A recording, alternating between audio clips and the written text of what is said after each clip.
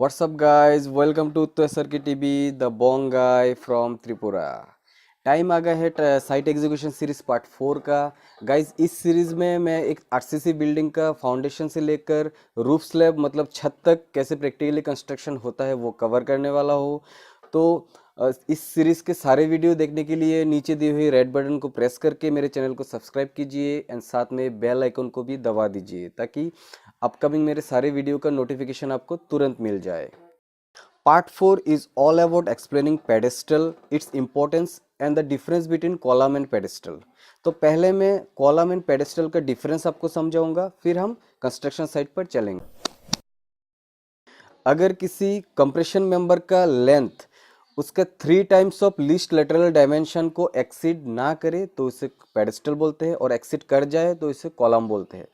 Lateral dimension and length क्या है वो पिक्टोरियल एक्सप्लेनेशन में आप देख सकते हैं। लेटरल डायमेंशन मतलब बी और डी, इस दोनों में जो वैल्यू मिनिमम है वही लीस्ट लेटरल डायमेंशन है।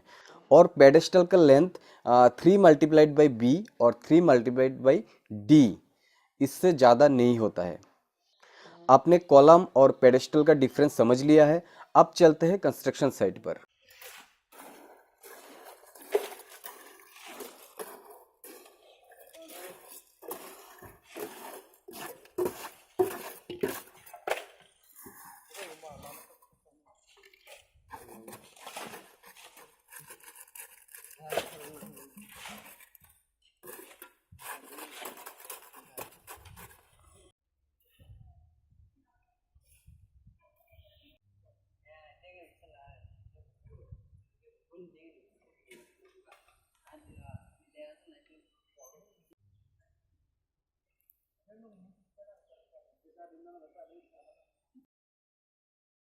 फ्लोर लेवल है यहाँ तक, लगभग यहाँ तक 4 फीट।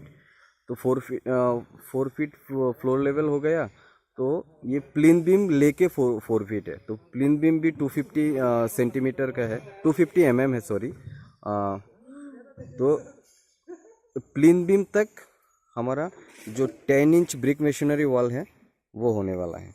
तो अगर आप, और 10 इंच का brick masonry wall tie beam से स्टार्ट होता है, और ये पेडेस्टल प्रोवाइड ना करे तो 2 फीट आपको ब्रिक मेशनरी वर्क 2 फीट ज़्यादा होगा।